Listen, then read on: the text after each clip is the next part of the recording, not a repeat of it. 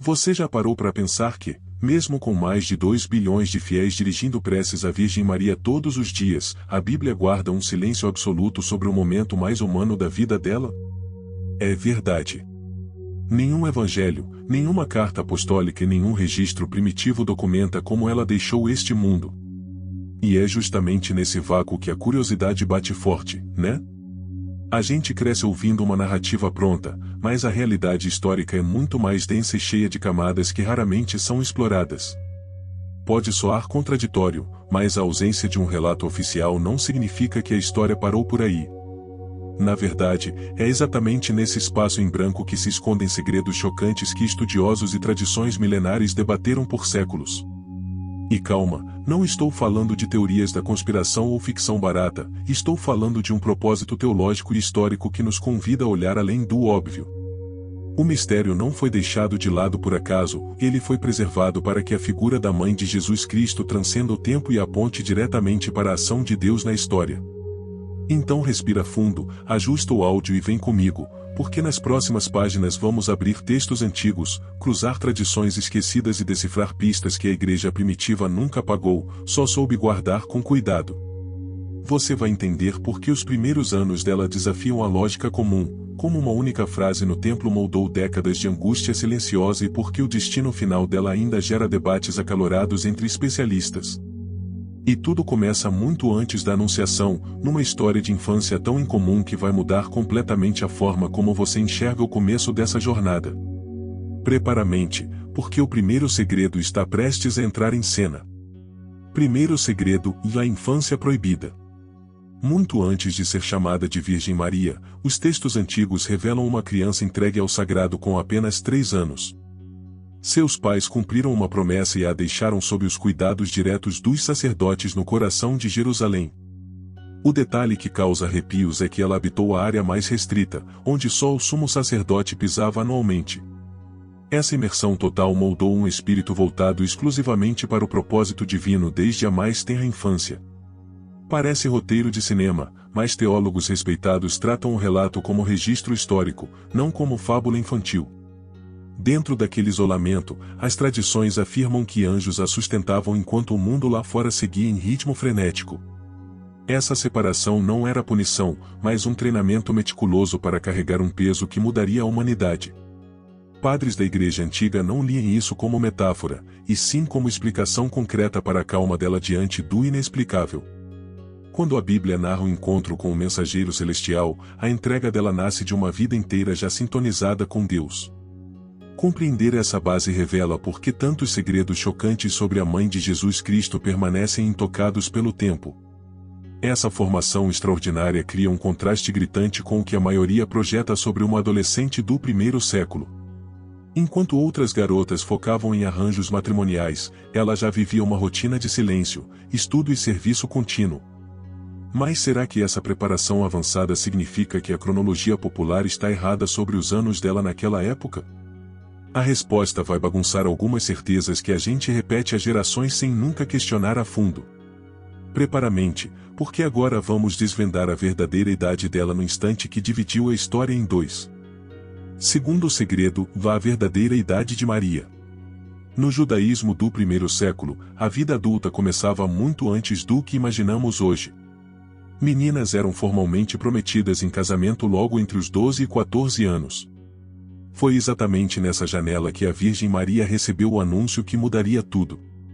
Julgar essa cronologia com olhos modernos é um erro clássico que distorce a leitura da Bíblia.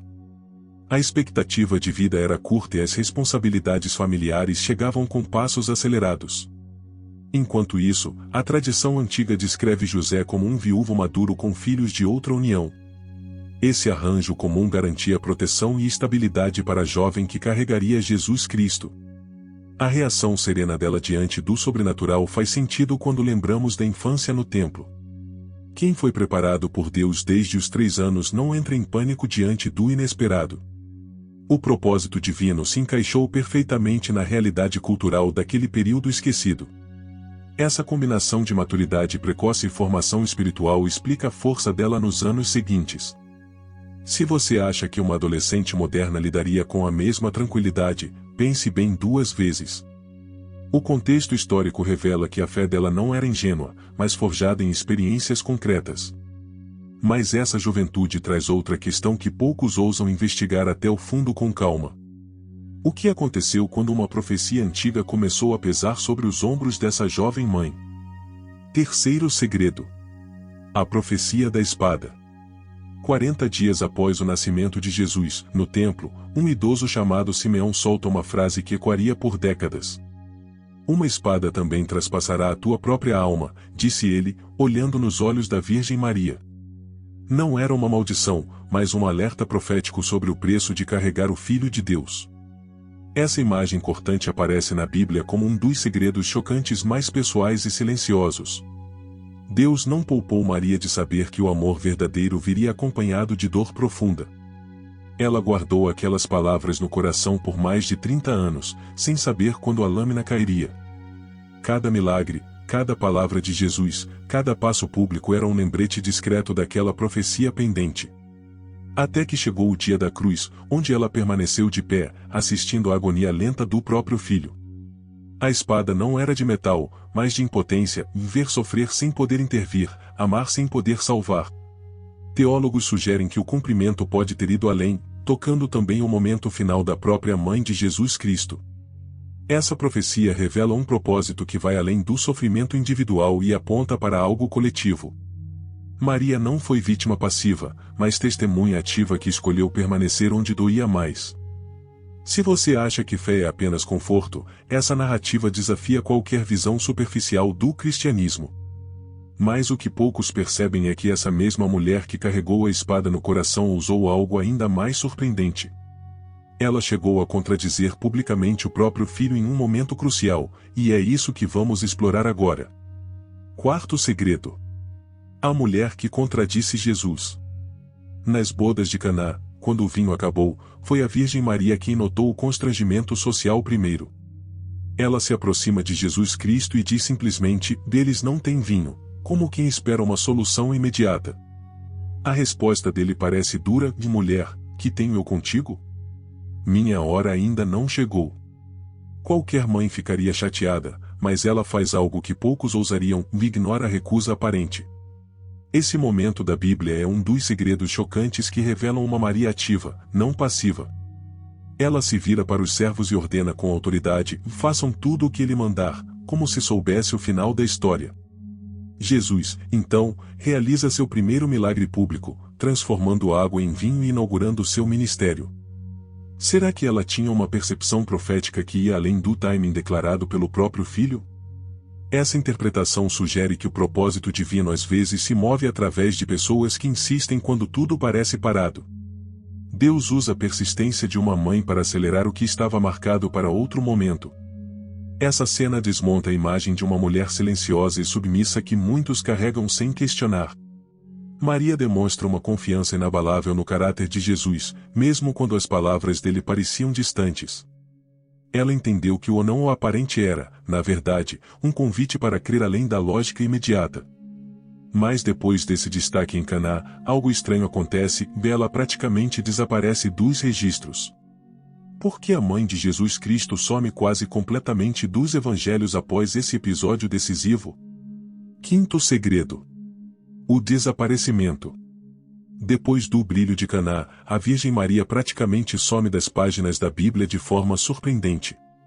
Em Marcos 3, Jesus redefine a família dizendo que quem faz a vontade de Deus é seu irmão, irmã e mãe. A cena é desconcertante: a mãe de Jesus Cristo aparece do lado de fora, enquanto ele fala de dentro. Será que esse silêncio é um apagamento deliberado ou uma escolha narrativa com propósito teológico? Esse é um dos segredos chocantes que fazem estudiosos coçarem a cabeça até hoje sem resposta definitiva. A última menção bíblica dela é breve: Atos 1h14, Maria orando com os apóstolos no cenáculo em Jerusalém. Depois disso, nada, de nenhum relato sobre onde viveu, como envelheceu ou que palavras deixou antes de partir. A igreja primitiva documentou debates intensos sobre temas menores, mas sobre ela, o silêncio é ensurdecedor. 3 explicações ganham força: censura intencional, evento extraordinário demais para registrar, ou opção pessoal dela. Deus pode ter permitido esse vazio proposital para que o foco permanecesse no filho, não na mãe. Esse desaparecimento gera mais perguntas do que respostas e alimenta a curiosidade de gerações inteiras.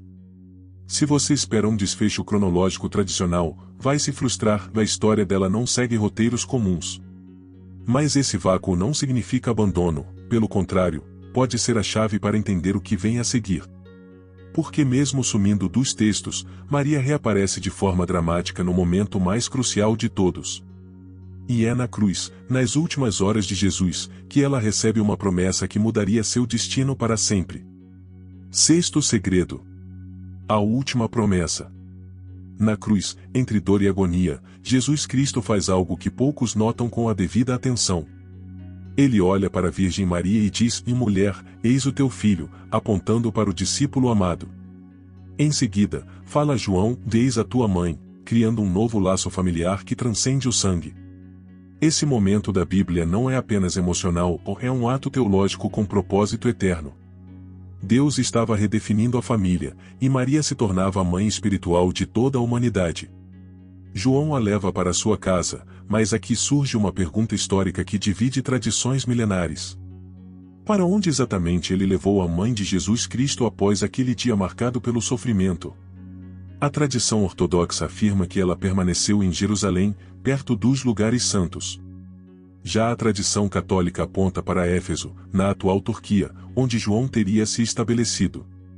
Essa disputa geográfica é um dos segredos chocantes que ainda alimenta peregrinações e debates. A Casa da Virgem Maria em Éfeso foi descoberta no século XIX seguindo visões místicas. Uma freira chamada Ana Catarina Emmerich descreveu detalhes que bateram com ruínas antigas. O Vaticano reconheceu o local como ponto de peregrinação, mas sem declarar certeza absoluta. O interessante é que ambas as tradições concordam em um ponto essencial sobre o fim dela. Mas será que o destino geográfico importa mais do que o que aconteceu com o corpo dela depois? Sétimo segredo. Duas mortes, uma Maria.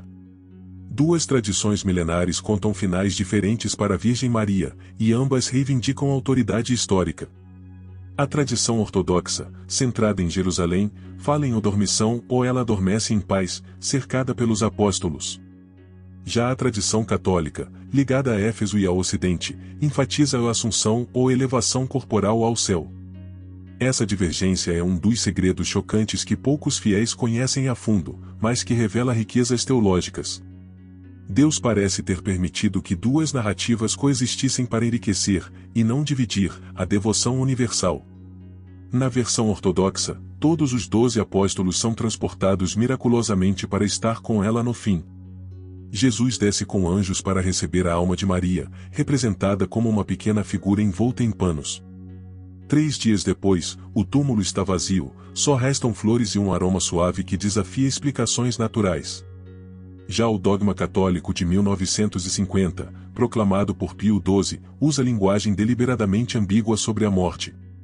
A frase "o tendo completado o curso de sua vida terrena" abre espaço para interpretação, não para imposição.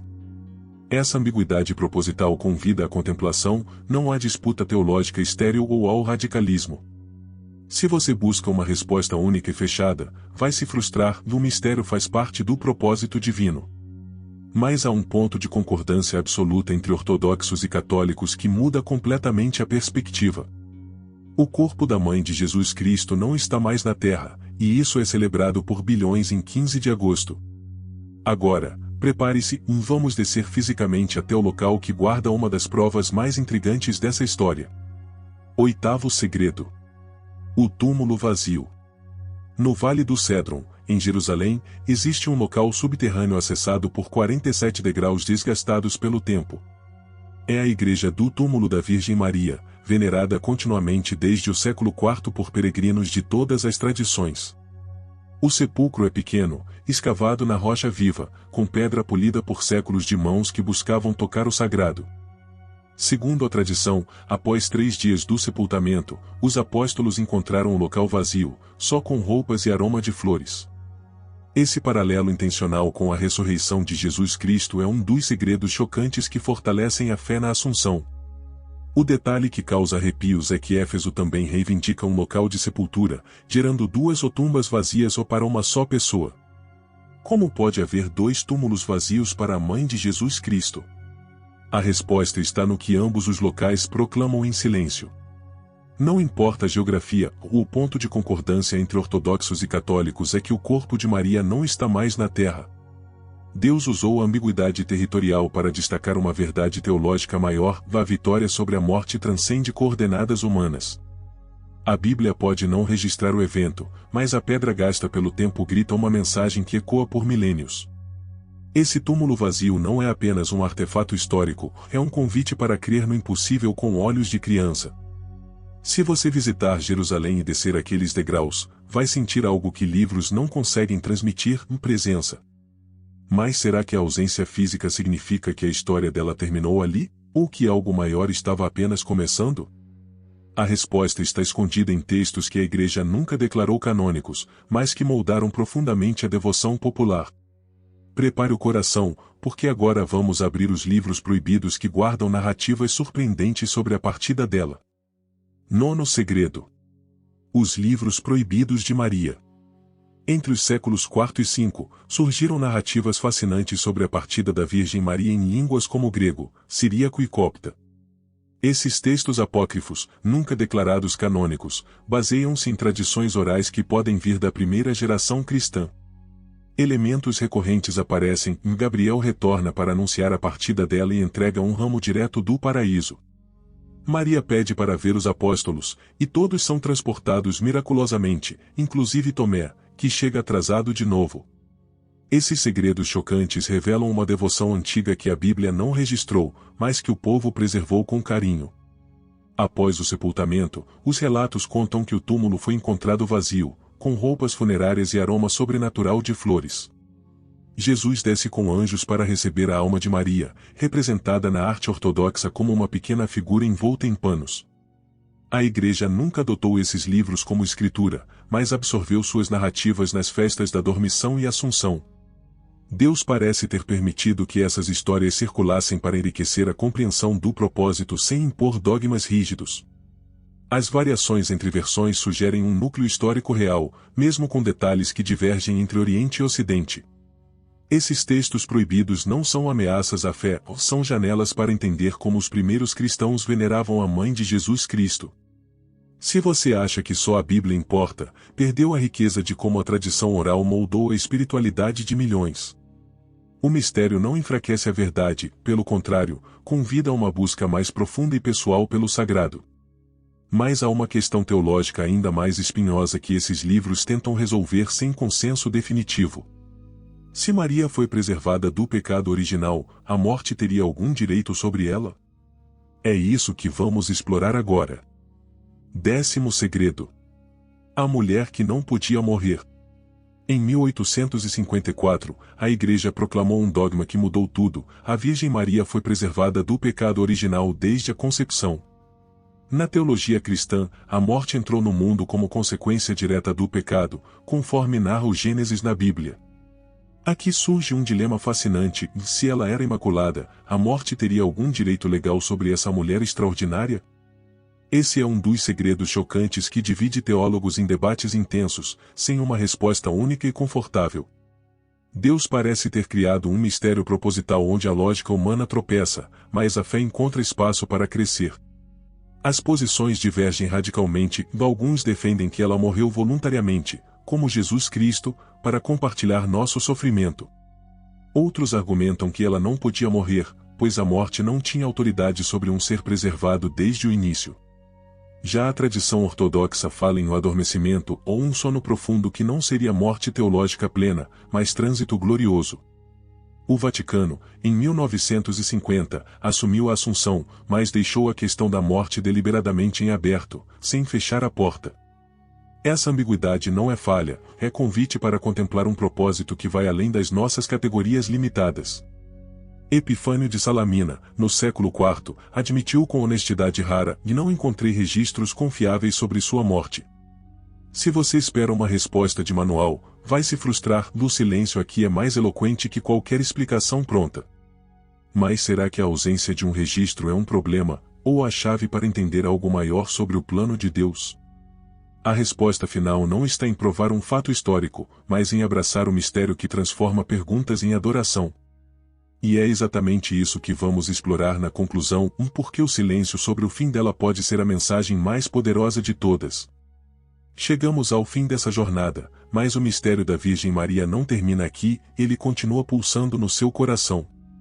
Você acabou de descobrir segredos chocantes que a Bíblia não detalha, mas que a tradição preservou com cuidado e reverência. Agora é com você, qual desses 11 segredos mais mexeu com a sua fé, sua curiosidade ou sua visão sobre o propósito divino? Deus não nos deu respostas prontas sobre o fim dela por acaso, o silêncio é um convite para buscar, crer e contemplar. Não deixe esse conteúdo morrer na tela, comente abaixo qual revelação te impactou mais e marque alguém que precisa ouvir isso. Se você chegou até aqui, é porque valoriza profundidade, história e uma fé que não teme perguntas difíceis ou debates sinceros. Então faz aquele favor pra gente e se inscreve no canal, ativa o sininho e não perde os próximos vídeos que vão explodir sua mente.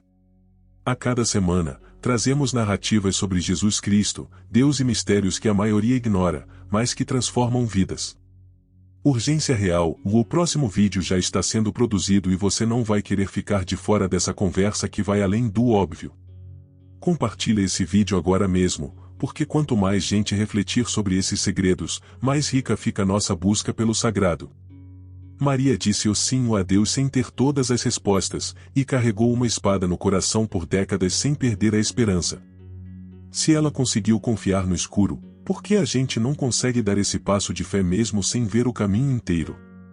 O propósito dela não foi ter um final cronológico perfeito, mas apontar sempre para o Filho e para o amor que vence a morte. Hoje é o dia de você aplicar isso, de escolha confiar, mesmo quando o silêncio parecer assustador ou as dúvidas parecerem maiores. E lembre-se, o maior segredo não é saber como ela partiu, mas entender por que ela continua presente na fé de bilhões.